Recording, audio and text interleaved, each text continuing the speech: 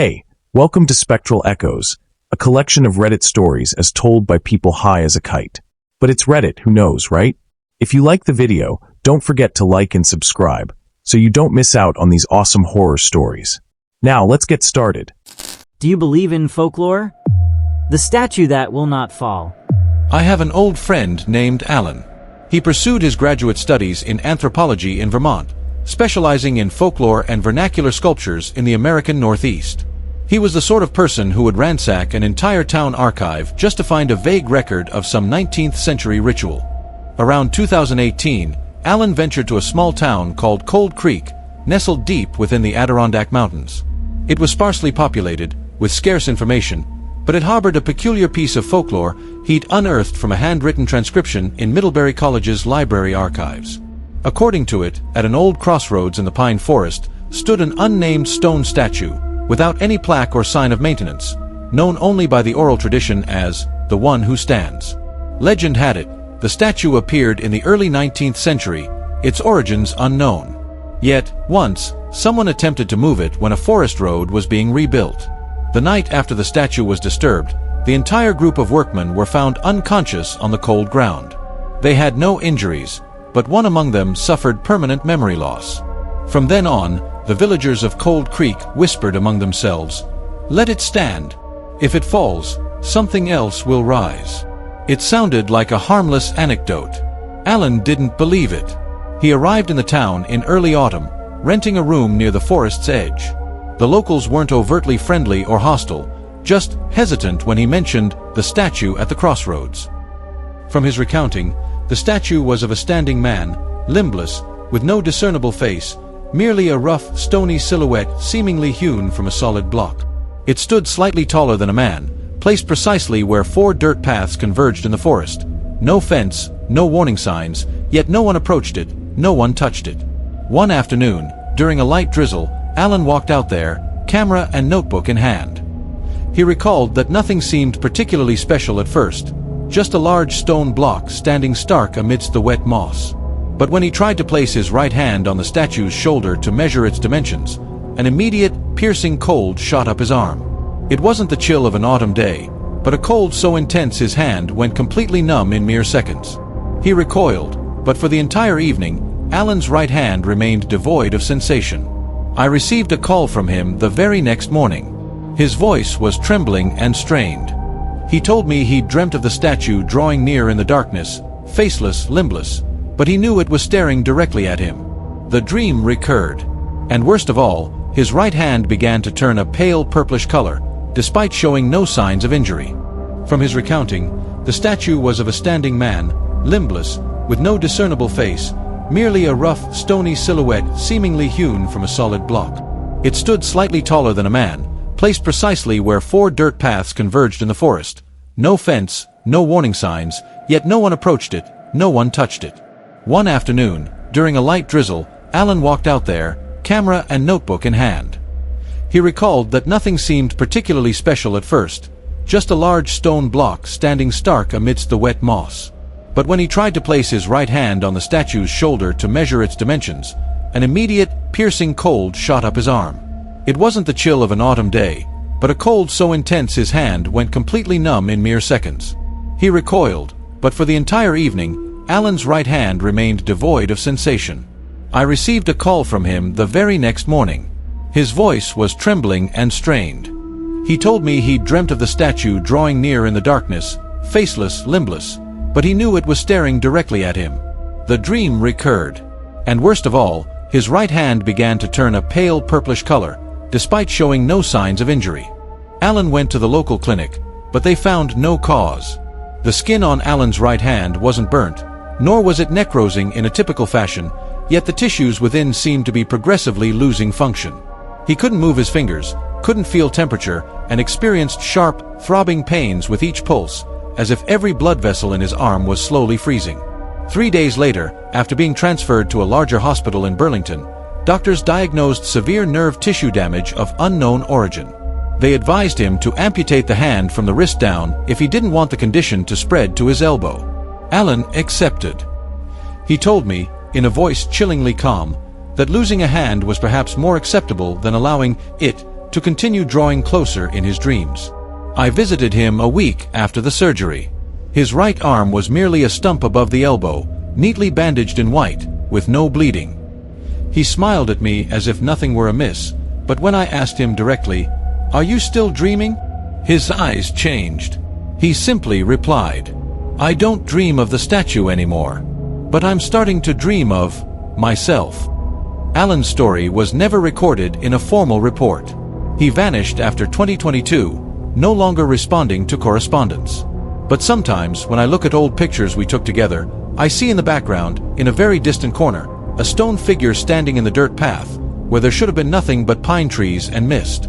I think Alan truly gave a part of himself to alter something, or conversely, a part of that something is slowly taking his place. From then on, whenever I hear the wind blowing from the distant forest, I no longer think it meaningless.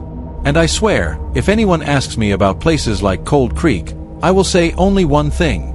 If something has stood there for hundreds of years, then perhaps it's not because it wants to stand, but because we are not permitted to see it fall. The Last Well Keeper.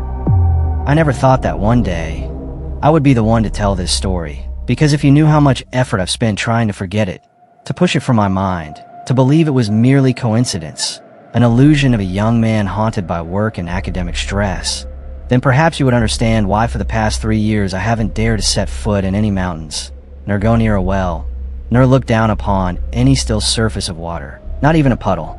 The story doesn't begin with me, but with Leon, my classmate from the anthropology department, a rather eccentric but exceptionally skilled individual who was always immersed in ancient texts, maps, and forgotten folk beliefs that sounded like fairy tales.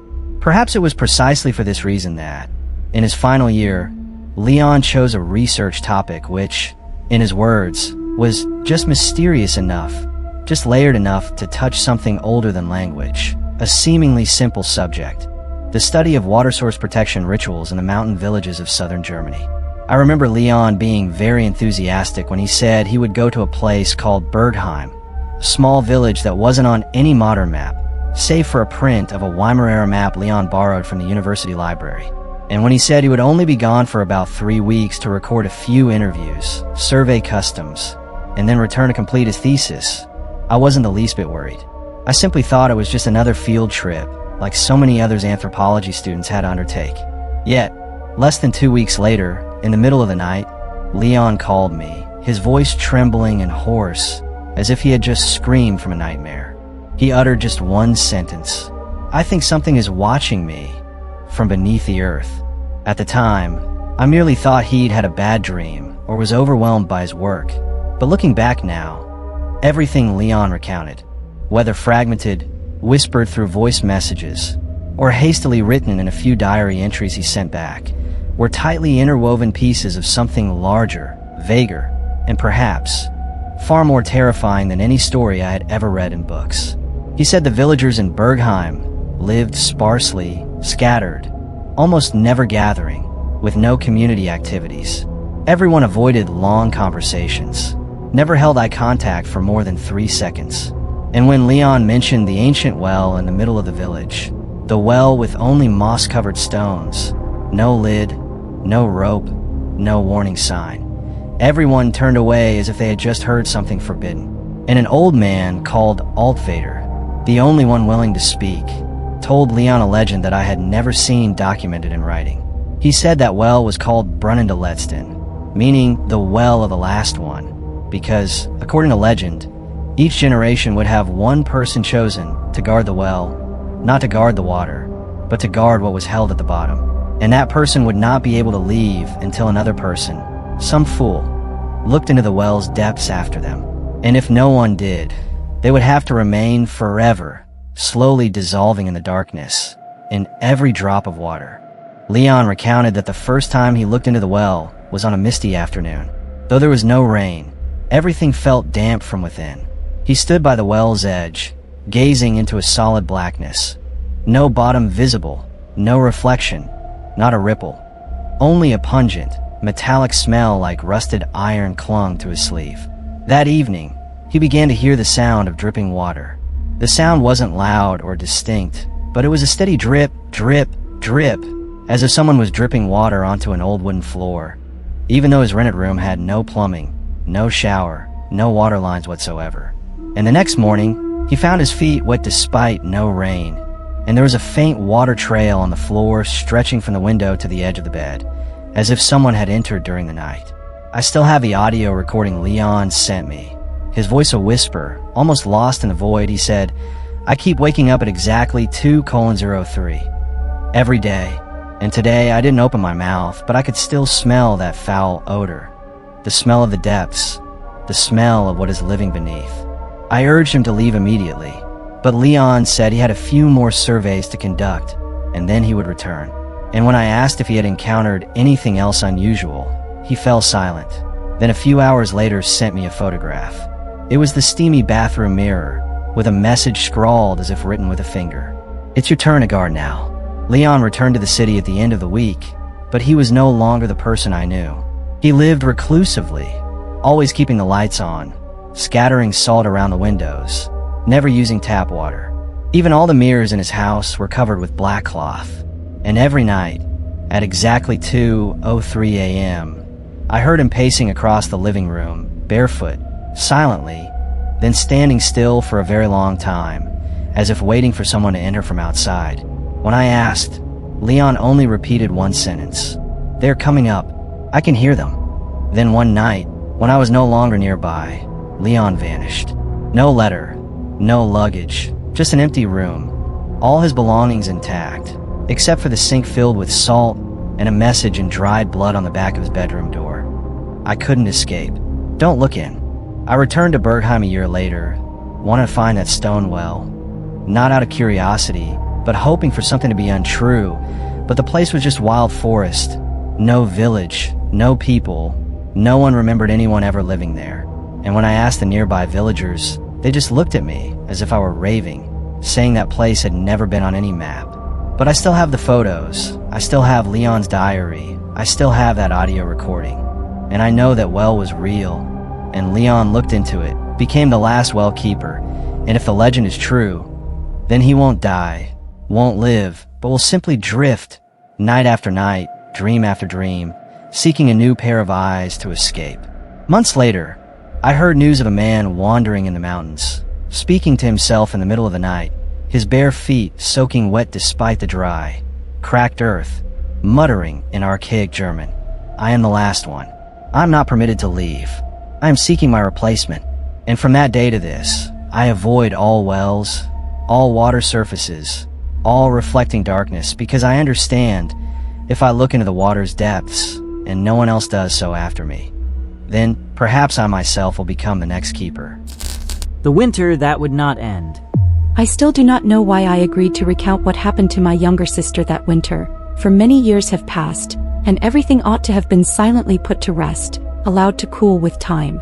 Yet every time March arrives and the air grows unusually still, I am reminded of Anne's face when she returned from Poland, ashen as chalk, her hands perpetually cold as ice despite being bundled in thick wool sweaters, and her eyes never quite meeting mine, always seeming to look through me, towards some point behind my back that I never dared to turn towards.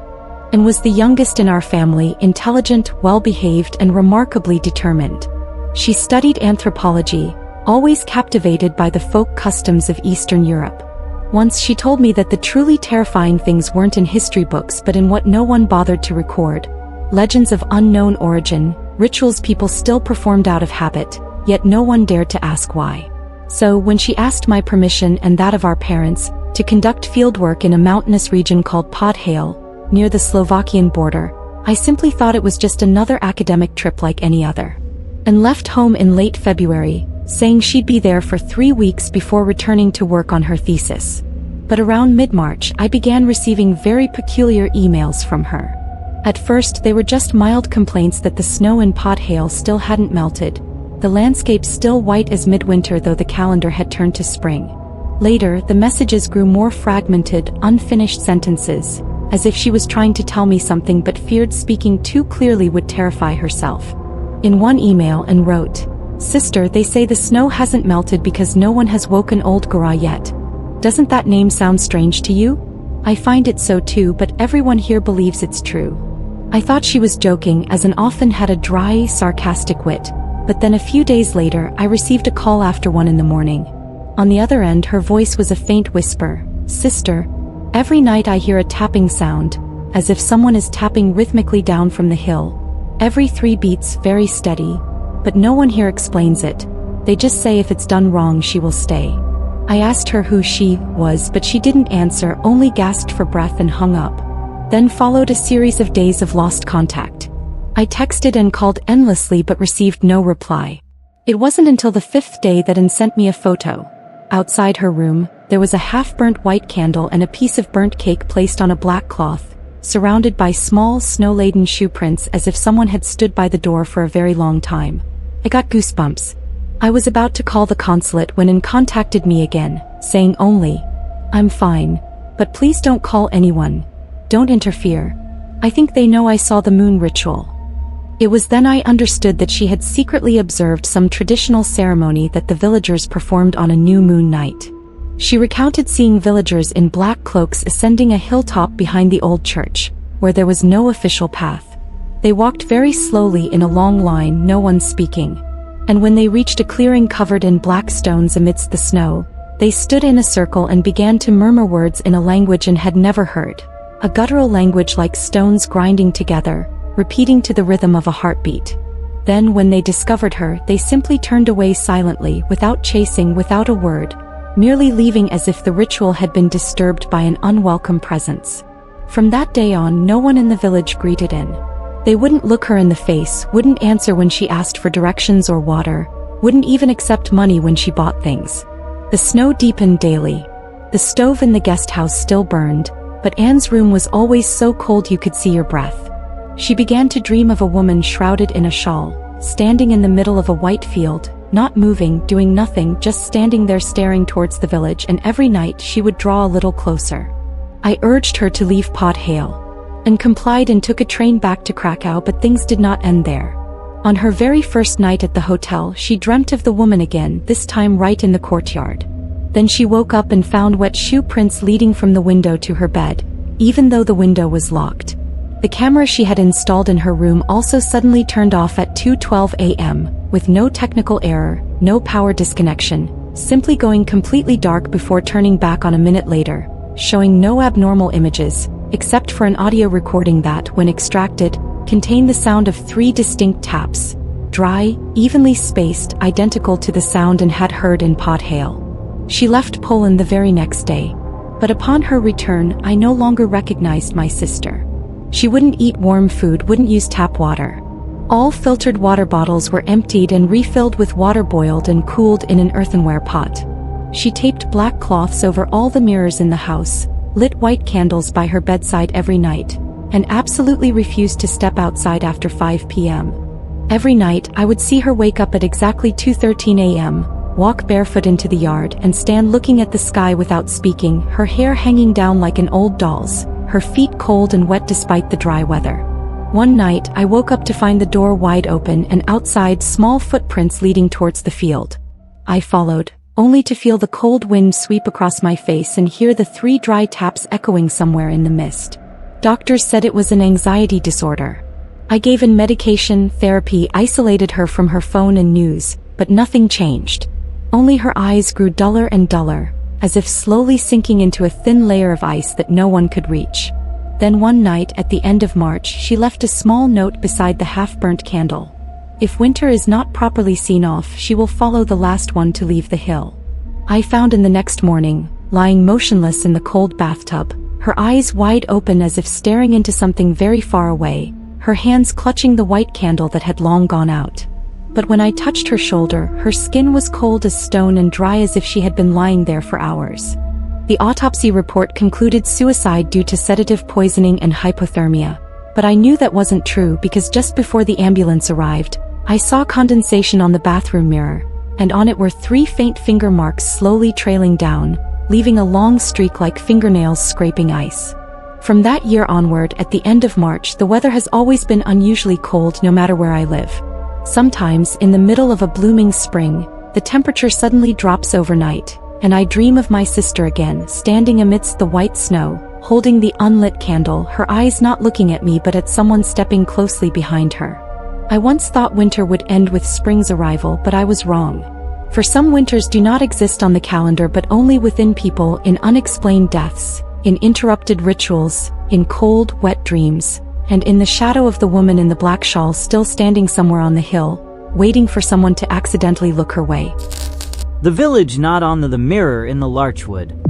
I don't know precisely what started it all, or when it spiraled beyond the grasp of reason. All I know is that my sister, Emily, was no longer the eager folklore student I saw off at the airport that year. Instead, she became a version of herself, subtly skewed, like a reflection from an old, warped mirror, leaving you unsure if what you're seeing is truly yourself, or something else borrowing your form to look back.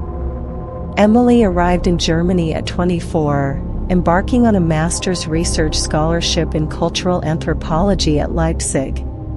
She chose the Harz forest region bordering Larchwood as her fieldwork site because, as she explained, a few legends remained undocumented in academic texts there. Among them was a peculiar tale of soul-reflecting mirrors, which locals called Gespiegelter Schrei, the reflected scream. It was believed that certain ancient mirrors, crafted from forest quartz with frames carved with twin figures, possessed the ability to retain the essences of souls that had gazed into them. And if such a mirror existed too long without undergoing a purification ritual, it would no longer reflect the present, but would instead begin to display the unquiet spirits trapped within. The terrifying part was that by the 8th night of any occupant's stay, if they didn't depart in time, the image in the mirror would no longer be their current self, but something else. Emily rented a small room in a wooden guest house on the edge of the Larchwood. The landlady was a taciturn old woman, always wearing a silver necklace and a black scarf wrapped around her left wrist. When handing over the key, she spoke only one sentence in heavily accented German English: "Use the room as you wish, but don't ever touch the frame of the mirror." Emily dismissed it as a superstitious Western saying, like not opening umbrellas indoors or putting shoes on the table. But as she unpacked, she noticed the large mirror hanging near the bed, a tall, dark wooden mirror, about 1.5 meters high, with a carved frame depicting two twin girls with their hands clasped at the top. The mirror reflected every detail clearly, but if one looked closely, the image within had a very slight delay, almost imperceptible unless you just glanced at it. The first night passed quietly, save for the cold seeping through the floorboards and the wind in the forest sighing like whispers in its own language. But by the second night, Emily saw something that shattered her reliance on ordinary deduction. While reading in front of the mirror, she happened to look up and saw a faint shadow sitting at the foot of the bed, reflected in the mirror. It was indistinct, without specific color, merely a hollowed-out shape in space, as if something existed that did not belong to the light. And when she turned, the bed was empty, but on the mirror, a thin crack had appeared, running vertically between the two carved twin girls from the top of the frame down, like a slow, deliberate knife cut that hadn't been there the night before. When Emily called the landlady, the old woman merely looked at it silently, then covered the mirror with a thick black cloth and whispered in a hollow voice, "No one makes it past the 7th night. On the 8th, it no longer reflects you." Then she left without further explanation. From that day, Emily felt the room was no longer a private space but more like a stage where at least one audience member was always present, though she never saw them. I received a message from Emily on the 5th night, telling me she dreamed of being trapped in a room entirely made of mirrors. The mirror surfaces reflected her in countless versions, head tilted, hands clasped behind her back, or eyes wide open. And in the closest mirror, Emily saw her reflected self smiling, while she herself was not. It was then she knew that at least one image in the mirror was no longer a reflection, but was actively looking back. By the 6th night, Emily said she no longer dared to look in any mirror, not even the bathroom glass or the bus window. Every time she accidentally caught a glimpse, she saw her reflected self tilt its head, even though she was standing straight. Once, she even saw a small hand placed on her right shoulder in the reflection, but when she turned, there was no one there, and the light bulb in the room exploded, despite no electrical fault. I called continuously, but the phone only rang, no one answered. The next morning, I received a single, fragmented message that simply read, "She's not moving with me anymore." When I arrived, the police were already there. The landlady sat on the porch, smoking, not uttering a word. The room was sealed with yellow tape. And when I peered through the crack in the door, I saw shattered mirror shards scattered everywhere, as if something had burst out from within. The wooden frame was intact, but the two carved twin girls were cracked open. One's head had fallen to the floor, while the other had vanished as if she had never existed. And in the middle of the room, Emily sat with her face to the wall, muttering a single phrase repeatedly in German, "Ich bin der Achte." Ich bin der Achte, meaning I am the eighth. I am the eighth. Emily never recovered. They took her to a psychiatric hospital, and for the next 6 months, no one could reach her. She wouldn't eat, wouldn't speak, wouldn't sleep, just sat staring intently at the white walls and demanded to look into a mirror every night, even though there were no real mirrors in the room.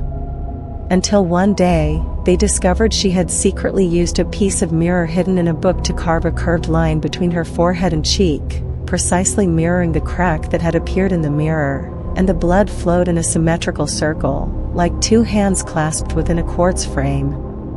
Emily passed away that night. No scream, no movement, no struggle. She simply tilted her head to the right and smiled. I still keep her diary, and the last page, written in shaky red script, contains one line: "The mirror does not hold souls, it merely reflects what comes before." I have not looked in a mirror since. And every time I walk through a glass corridor, I always feel something stepping slightly out of sync behind me.